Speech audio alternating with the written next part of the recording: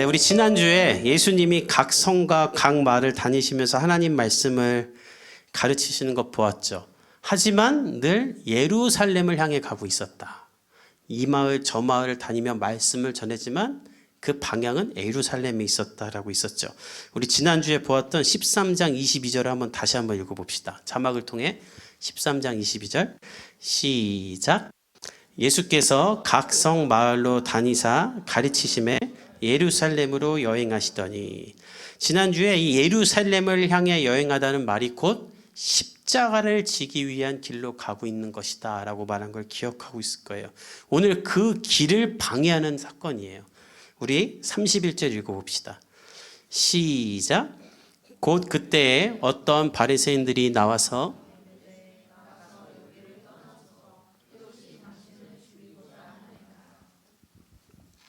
예수님이 예루살렘을 향해 가며 하나님의 말씀을 가르치고 있을 때 한 바리새인이 와서 이렇게 말합니다. 여기 빨리 떠나세요. 헤롯이 당신 죽이려고 합니다. 그러니까 예루살렘으로 오지 말라는 거예요. 돌아가라는 거예요. 학자들 가운데는 이 바리새인에 대한 견해가 두 가지가 있습니다. 첫째는 이 사람이 예수님을 사랑했나 보다. 바리새인이지만 예수님을 따르던 사람이었나? 세례요한처럼 헤롯에게 잡혀 죽지 않게 하기 위해 예수님 편에 있었나 보다. 정보를 준 거다라는 견해가 있고, 반대쪽 견해는 아니다. 이 사람은 헤롯과 같은 편이다. 헤롯과 사주에서 예수님이 예루살렘으로 오는 걸 막는 거라는 거예요. 왜냐하면 예루살렘은 바리새인들, 서기관들, 종교지도자들이 있고 또 왕이 있는 곳이죠. 예수님은 그들에게 모두 위협적인 존재였어요. 자신들의 거짓과 외식함을 예수님이 드러냈고, 헤롯은 예수님이 너무나 많은 사람이 따라다니니까 정치적 입지가 불안한 사람이에요. 그러니까 둘이 결탁해서 야, 예수가 예루살렘 쪽으로 못 오게 하자. 어떻게 하면 될까? 그랬더니 헤롯이 말한 거죠. 야, 바리새인들아, 니네가 가서 쟤 오면 내가 죽인다고 해서 이쪽으로 못 오게 해. 자꾸 예수님을 아주 그냥 싹을 자르려고 하는 거예요. 오늘 본문의 정황과 문맥을 보면 후자가 확실해 보입니다. 이따 보면 예수님이 헤롯을 여우라 그래요. 이 여우 같은 짓이잖아요. 참 예수님께 여우라는 말을 듣는 사람도 있어요. 그런데 전자이건 후자이건 상관없이 결론은 무엇인가? 둘 다 사단의 일을 하고 있다는 거예요. 예수님 사랑해서 오지 말라고 하든지 간에, 예수님이 미워서 오지 말라고 하든 간에 상관없이 결론은 둘 다 사단의 일이라는 거예요.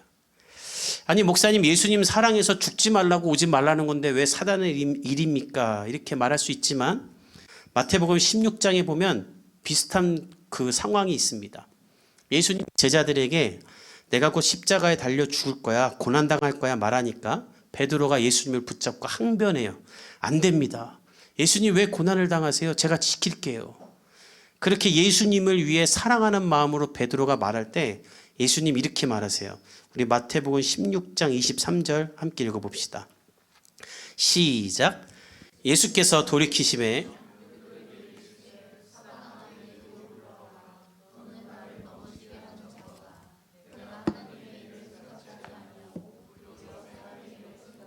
하시고, 자기를 사랑하는 마음으로 안 됩니다 라고 말리는 베드로에게 야, 이 사단아, 그리고 더 심하게는 내 뒤로 물러나라. 이거 솔직히 말하면 이거 좀 과격한데 더 정확한 표현은 꺼지라는 거예요. 야, 너 뭐야? 너 꺼져. 베드로 충격받았을 거예요. 내가 예수님 사랑하는 마음으로 예수님 죽으면 안 됩니다라고 하는데 어떻게 이렇게 말을 할까? 베드로가 나중에 3번 부인할 것을 알기에 가증스러워서 하시는 말일까? 아닙니다. 예수님이 예루살렘으로 향해 가시는 것은 하나님이 예수님께 주신 사명이며 인류를 구원하기 위해서라면 해야만 할 일이에요. 근데 그 일을 인간적인 사랑과 연민으로 말미암아 염려하고 안 된다고 하는 것은 예수님을 좋아서 예수님을 따라서 하는 말일지라도 결국 예수님을 넘어지게 하는 사단의 일이라는 거예요. 그래서 예수님은 분별하며 말하시는 거예요. 야, 너 그거 사단의 말이다. 저는 여러분들 가운데도 예수님을 본받아 사랑으로 포장된 말들을 분별하며 걸을 수 있는 지혜와 명철함이 있길 바랍니다. 여러분 사랑해 주는 사람이 하는 사랑의 말이라고 다 들어서는 안 돼요. 자식 망치는 부모들 보십시오. 사랑해서 망칩니다. 사랑해서 가나다도 못하는데 영어 유치원 보내고, 사랑해서 사교육시키고 사랑해서 달라는 거 다 해줘요. 그것도 모자라 너무 사랑해서 20살, 30살, 40살이 됐는데도 책임져 줘요. 그래서 망치는 거예요. 왜? 사랑해서. 이 아이가 광야에서 혼자 있으면서 하나님만 붙잡고 하나님 앞에서만 절규하며 있도록 내버려둬야 되는데 사랑해서 못해요. 연인 사이에서도 마찬가지예요. 심리학자들이 꼭 헤어져야만 하는 연인 1순위가 어떤 사람인가? 내가 너 사랑해서 하는 말이야 라는 말을 많이 하는 사람하고 무조건 헤어지래요. 특히 여자들. 나은아, 내가 그러면 나한테 얘기해라, 알았지? 내가 너 사랑해서 하는 말이야. 내가 너 생각해서 하면 그 사람하고는 무조건 헤어져야 된대요. 가스라이팅이래요. 여러분, 인간은 죄인이죠. 불완전하죠. 그 인간이 하는 사랑도 마찬가지예요. 여러분, 사랑이 다 온전한 게 아닙니다. 인간이 사랑의 주체가 불완전하기 때문에 그가 하는 사랑도 온전하지 않아요. 그래서 자매들이 남편이 사랑한다고 하는 짓이 더 열받는 거예요. 여러분, 사랑은 주체가 누구인가가 중요해요. 하나님은 완전하신 분이죠. 따라서 그분의 사랑만이 완전해요. 완전함과 완전한 사랑을 갖고 있는 분은 오직 하나님이에요. 그래서 우리는 오직 하나님의 말씀만 따라야 합니다. 때론 하나님의 말씀이 내 생각과 다르고 반대가 되고 내 상황 가운데 말이 안 되는 것이라 할지라도 순종해야만 하는 이유는 하나님은 완전하며 그분의 사랑도 완전하기 때문이에요. 근데 우리는 이 말을 안 듣고 내 귀에 듣기 좋은 말, 달콤한 말, 날 위한다는 말에 휩쓸려서 세상 따라가다 살다가 된통당하는 거예요. 여러분, 아무리 합리적이고 정확한 정보와 근거가 있을지라도 하나님의 뜻으로 걸러야 됩니다. 그리고 우리는 그 하나님의 뜻으로 분별하기 위해 몇 날 며칠을 기도하고 금식하고 성경책 앞에서 씨름할 줄 알아야 돼요. 근데 우리가 다 이걸 잃어버렸어요. 이 시대의 기독교인들이 잃어버린 거, 하나님 앞에 시간 낭비한다고 생각하는 거예요. 과거에 우리 선배들은요, 하나님 뜻 알기 위해서 기도하면서 며칠을 보냈고요, 성경책을 계속 읽었어요. 아니, 왜 빌립보서를 다 읽었는데도 하나님의 뜻이 안 들려? 마태복음을 다 읽어도 하나님의 뜻이 안 들려? 그래서 교회 왔고 내가 기도해도 하나님의 뜻을 모르겠다 하면서 하나님 앞에 머무는 시간을 오래오래 가졌어요. 근데 우리는 다 그거 잃어버렸어요. 검색하면 되니까. 주님 안에 거하며 그분의 뜻을 알기 위해 막대한 시간을 사용하며 노력해야 되는데, 하나님의 뜻을 알기 위해서라면 그럴 가치가 있는데, 나를 죽기까지 사랑하는 완전한 하나님의 뜻을 알기 위해 그런 노력은 행하지 않고 그냥 나 좋다는 말, 내가 듣기 좋은 말에 휩싸여서 여기저기 여기저기. 여러분, 절대 그렇게 살아서는 안 됩니다.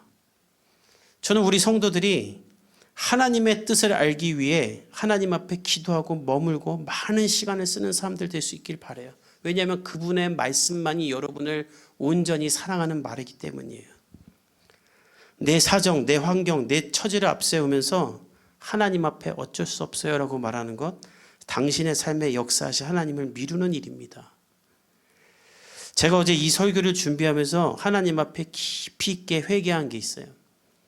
제가 여러분들을 사랑하고 이해하고 여러분들의 처지를 안다는 것으로 인해서 제가 여러분들을 너무 많이 배려하고 있구나. 인간적인 마음으로는 너무 좋은 거지만, 목사로서는 용납하지 말아야 할 것도 내가 용납하고 있는 게 많구나라는 것을 어제 설교 준비하면서 깨달았어요. 그래서 밤에 설교 준비하다 말고 기도를 많이 했어요. 그래, 기도하고 하는 말이니까 지금부터 하는 말 듣고 삐지면 안 된다. 사랑하는 한 권사님만 삐져도 되는데 삐져도 되신 분 마음이라고. 사랑하는 성도 여러분, 금요기도에 한 달에 한 번 하는 거 다 나오세요. 이렇게 못 나올 만한 이유가 있는 거 압니다. 그래서 몇 년 동안 아무 말 안 한 거예요. 집이 멀고 회사도 늦게 끝나고 오기 힘들죠. 그런데 기도는 그런 수고와 고통과 어려움을 감수하고 할 가치가 있는 거예요. 여러분, 놀러 가고 맛있는 거 먹으러 가고 뭐 특별한 이날은 더 늦게까지도 뭐 하잖아요.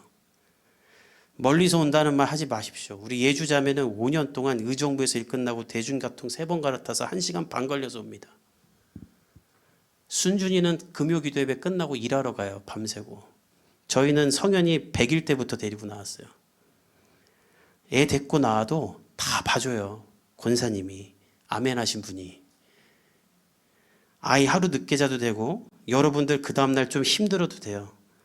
기도는 그럴 가치가 있어요. 여러분 무당에게 굿하러 가는 사람들 보십시오. 요즘 뭐 무당이 이젠 예능 프로도 나가고 한다는데 무당에게 굿하러 가는 사람, 절에 가서 기도하는 사람들은요 산을 올라요. 산을. 우리도 옛날에 그랬어. 애들 등에 등쳐입고 가요. 나의 인생과 가정과 미래와 자녀와 사업을 위해 목숨을 걸고 할 만한 일이 기도고 그럴 만한 수고를 할 만한 것이 기도예요. 왜냐하면 그분만이 온전하며 그분만이 여러분을 온전히 사랑하고 죽기까지 책임지기 때문에. 매주 하는 것도 아니고 한 달에 한 번인데 집에서 10분도 기도 못하면서 한 달에 한 번 나와서 같이 기도해야지. 목사님이 두세 사람 많아도 금요 기도회를 계속 수년 짜고 있으면 야 이건 날 위한 기도회다 와서 기도해야지. 그 시간에 돈을 벌면 얼마나 더 벌고 사람을 만나면 뭐 한다고 안 나옵니까? 그러다 다 지옥 간다라고 말하고 싶지만 그건 지우고 여기 써 있는데 내가 안 했어. 이 말은 사랑하는 성도분, 이게 내가 여러분 사랑해서 그동안 아무 말 안 했는데 내가 대신 기도해 주자. 근데 어저께 기도하면서 아 내가 우리 성도들을 죽이고 있구나. 기도하러 나오십시오. 하나님께 드리는 것도 마찬가지예요. 뭐 사고 놀고 여행하는 데는 다 쓰면서 하나님께 나중에 드린다. 나중에 언제입니까? 언제 잘 될 겁니까? 그 사람이 하나님 뜻 위에 있는 사람이겠습니까? 자기 생각에 있는 사람이겠습니까? 예수님처럼 하나님 뜻이라면 한 발자국도 물러나지 않아야 돼요. 애 들쳐업고도 와야 돼요. 예수님은 기도하라 하셨으니까. 기도하라 하셨으니까. 예수님이 가장 많이 한 말이 뭐예요? 여러분들에게 기도하라, 구하라, 찾으라, 두드리라. 왜 안 하는 거야? 예수님이 왜 그 말 했겠어요? 내가 들어줄 게 아니겠어요? 제가 왜 여러분들에게 기도하라 그랬어요? 여러분 잘 되면 뭐 저한테 뭐 떨어져요? 정말 여러분 사랑해서. 제가 여러분에게 해줄 수 있는 건 없지만 여러분이 입을 열어 기도할 때 하나님이 여러분에게 해줄 걸 믿고 제가 경험했고 제가 그 하나님 아니까 물러서면 안 돼요. 예수님도 안 물러서요. 왜냐하면 내가 죽어서 우리를 살려야 되니까. 32절을 읽어봅시다. 시작. 이르시되 너희는 가서 저 여우에게 이르되 오늘과 내일은 내가 귀신을 쫓아내며 병을 고치다가 제3일에는 완전하여 지리라 하라. 예수님 말하죠. 저 여우에게 말해라. 너가 나 죽이려고 하느냐? 그래, 그러면 난 내일 귀신을 쫓아내며 병을 고치내다가 3일에는 완전해지리라. 오늘은 현재를 말하고 내일은 고난받기 위해 예루살렘을 향하는 것이고 3일은 십자가에서 죽는 것을 말합니다. 정리하면 죽이려면 죽어라. 난 내 갈 길 간다. 나는 하나님이 원하시는 길 위에 있을 것이다. 그 길 위에서 귀신을 쫓아내고 병을 낫게 하며 하나님 나라를 이룰 것이다. 그러면서 33절에 말하세요. 읽어봅시다. 시작. 그러나 오늘과 내일과 모레는 내가 갈 길을 가야 하리니 무슨 일이 있어도 너네가 작당하여 나를 다 죽인다고 해도 나는 내가 가야 할 길을 오늘과 내일과 모레도 갈 것이다. 사실 뭐 예수님 이렇게 방해하는 거 처음 아니죠. 예수님은 늘 방해꾼이 있었어요. 광야에서 금식하는데 사단이 와. 다 죽게 생겼는데 사단이 와서 시험하죠. 그 시험을 이기고 본격적인 사역을 하자 가족들이 이해 못하죠. 동네 사람들은 조롱하죠. 종교 지도자들은 배척하죠. 목숨 걸고 깨웠던 제자들은 모두 배반하고 떠나요. 그런데도 예수님은 한 번도 흔들리지 않아요. 왜냐하면 그분에게는 하나님이 주신 사명이 있었기 때문에. 저는 오늘 이 말씀을 통해 여러분의 인생을 스스로 한번 돌아봤으면 좋겠습니다. 여러분들은 지금 어느 길 위에 있습니까? 나는 지금 어디로 가고 있나 한번 생각해 보세요. 내가 추구하는 인생은 무엇인가? 나한테는 하나님이 주신 사명이 있는가? 여러분, 제가 이 시대의 그리스도인들을 보면 교회는 다니는 진화론자, 운명론자들 같아요. 교회 다니는 진화론자, 운명론자. 이게 무슨 말이냐면 진화론자들은 인생에는 아무 목적이 없다. 인간은 우연히 생성된 존재다. 그래서 그냥 주어진 삶에 오늘 최선을 다해 살아야 된다라고 말해요. 기독교는 그렇게 말하잖아요. 하나님이 당신을 태초부터 계획하고 창조했고 당신을 향한 꿈이 있다. 그래서 자신의 생명을 버리면서까지 여러분을 살렸다. 그러니 그 생명을 가지고 하나님의 뜻을 위해 살라라는 게 기독교예요. 완전히 달라요. 근데 이 시대의 그리스도인 이걸 두 개를 합쳤어요. 종교는 교회고 인생과는 진화론이며 비전은 운명론이에요. 인생 살기 두려우니까 하나님은 믿는데 인생과는 하나님의 뜻 상관도 없어. 관심도 없어. 사명도 없어. 그냥 세상 사람들이랑 똑같아. 돈 벌고 주식 오르고 그냥. 저는 오늘 여기서 여러분들이 다 벗어나 예수님처럼 여러분 안에 하나님이 주신 그 누구도 막을 수 없는 사명이 있길 바랍니다. 여러분이 오늘부터 이 기도를 하길 바랍니다. 여러분의 기도가 어떻게 운이 좋아 돈 벌고 어떻게 운이 좋아 아파트 청약하고 아이 어느 학교 보낼까가 아니라 하나님 앞에 사명을 구하는 거예요. 하나님, 제가 인생 살면서 뭘 해야 됩니까? 제가 이렇게 사는 게 맞습니까? 여러분, 돈 많이 번다고 잘 살고 열심히 산다고 잘 사는 게 아니라 예수님처럼 하나님이 원하는 길 위에 있어야 잘 사는 거예요. 아무리 잘 되고 아무리 복을 받아도 그 길 위에 있지 않으면 그 사람은 잘못된 사람이에요. 예수님은 오늘 보세요. 선지자가 예루살렘 밖에서는 죽는 법이 없다. 기필코 예루살렘에 가서 나는 십자가 지고 죽겠다라는 거예요. 그러니까 우리의 삶에 누가 무슨 소리라도 흔들리지 않고 하나님이 주신 길을 걸어갈 수 있는 하나님 자녀된 정체성이 있길 바랍니다. 그러면 당당할 수 있고 내 길을 갈 수 있어요. 내 길을 알아야 돼요. 우리 교회가 이제 개척한 지 7년이 다 돼가요. 이제 개척교회라고 하면 안 될 것 같아. 그냥 작은 교회야 이제는. 근데 그러다 보니까 주변에 있는 분들이 저한테 하나같이 이제 이런 말을 하세요. 이제 개척한 지 시간도 많이 흘렀고, 근데 고마운 사람, 코로나로 3, 4년 까먹었다고 3년 차로 인정해 주는 사람들이 있어. 그럼 되게 고마운데 그 인정 안 해주는 사람들은 이제 개척한 지 시간도 흘렀고 너도 나이가 들기 시작하는데 빨리 50명이 넘어야 된다. 그래야 100명, 200명이 된다는 거예요. 그 말에 휘둘리면 이거 할까 저거 할까. 여러분들 내가 전도 폭발 훈련 시킨다니까. 예배 끝나고 1대1 전도시키고 김구경 올해 안에 3명 전도해라 막 이런 거 막 이름 써붙여갖고 막 여기다 막 공개하고 막 별짓 다 해. 근데 제가 그런 말에 그냥 듣고 감사합니다 하고 많은 이유는 저는 수백 명 모이는 교회 하려고 개척한 적도 없어요. 또 하나님도 저에게 그렇게 하라고 한 적도 없어요. 많으면 좋죠. 근데 하나님이 저에게 주신 비전은 무엇인가? 진아야, 교회는 오래 다녔지만 말씀을 체계적으로 듣지 못했던 사람들, 예수님 영접하지 못했던 사람들 한 사람 사랑하고 그들을 돌봐주고 가감없이 하나님 뜻을 전하며 작은 교회지만 건강한 교회를 살며 행복하게 복해라. 저는 이 비전이 있어요. 그래서 여러분들에게 협박 안 하는 거예요. 여러분 협박하는 교회들 다 다녀봤지? 협박 안 하는 거예요. 오늘 딱 하나 했다. 금요기도에 나오라고. 그거 협박이라고 하는 사람은 진짜 나쁜 사람이에요. 그거는. 제가 이 목사님 저 목사님들 절 사랑해서 해주는 말이지만 그 말에 흔들리지 않는 이유는 제 안에 하나님이 주신 사명과 분명한 비전이 있기 때문이에요. 근데 그게 없으면 흔들립니다. 가정도 왜 흔들리는가? 내 가정을 하나님이 세우셨고 이 가정을 통해 하나님이 하고자 하는 일이 있다는 것을 믿지 못하고 그 길 위에 없으면 흔들려요. 사업, 회사, 인생 다 마찬가지예요. 여러분의 가정과 인생과 사업이 모두 하나님이 인도하신 길 위에 있어 주님 뜻대로 살아가는 인생이 될 수 있기를 예수님의 이름으로 축복합니다. 그렇지 않으면 남는 건 심판뿐이에요. 우리 34절 35절 읽어봅시다. 시작. 예루살렘아 예루살렘아 선지자들을 죽이고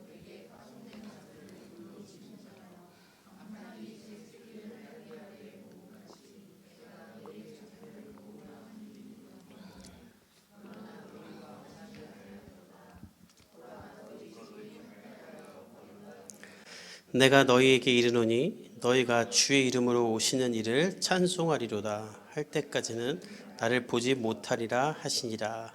예수님은 자신의 구속사역을 이해하지 못하고 오히려 대적하며 죽이려는 예루살렘의 멸망을 예언합니다. 이게 참 안타깝죠. 그들은 먼저 하나님께 선택받았고 하나님을 알았고 구약을 달달달 외우는 사람들이었으며 예루살렘 성전도 갖고 있었지만 예수님은 배척해요. 그러니까 예수님 답답해서 말하는 거예요. 내가 암탉이 새끼를 보호할 때 자기 날개로 품는 것처럼 너희 예루살렘을 내 날개 아래에 품고 지키고 구원하려고 하는데 너희는 왜 이걸 원하지 않니? 너무나 아이러니하죠. 예루살렘을 올 인류를 구원하기 위해 예루살렘으로 가는데 정작 예루살렘은 예수님을 거절해요. 근데 이 시대도 그래요. 평생 기독교 집안에서 교회를 다녔는데 말씀대로 사는 것을 가장 안 하는 건 모태신앙들이에요. 안 하려 그래요. 그러니까 예수님이 나중된 자가 먼저 되고 먼저 된 자가 나중될 수 있다고 하신 말씀이 이런 뜻이에요.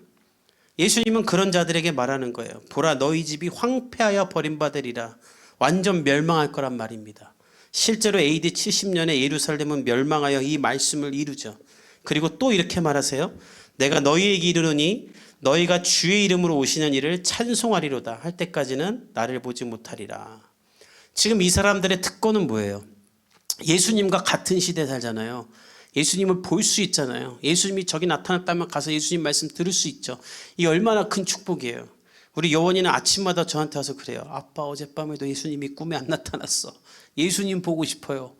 저도 예수님 한번 보고 싶은데 우리는 보고 싶어도 볼 수 없죠. 그러나 이 사람들은 예수님과 같은 시대에 사는 사람들임에도 불구하고 예수님을 외면하고 배척하고 거절하고 죽게 만들어요. 그런 자들에게 예수님 말하는 거예요. 너희 이제 내가 다시 올 때까지 나를 못 볼 거야. 너희가 입을 열어 나를 찬송할 때까지 나를 보지 못할 거야. 미련하고 안타까운 사람들이죠.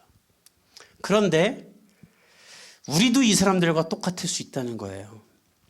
예수님이 우리와 계시지 않죠. 그러나 예수님은 하늘나라 올라가시면서 우리에게 성령을 주셨어요.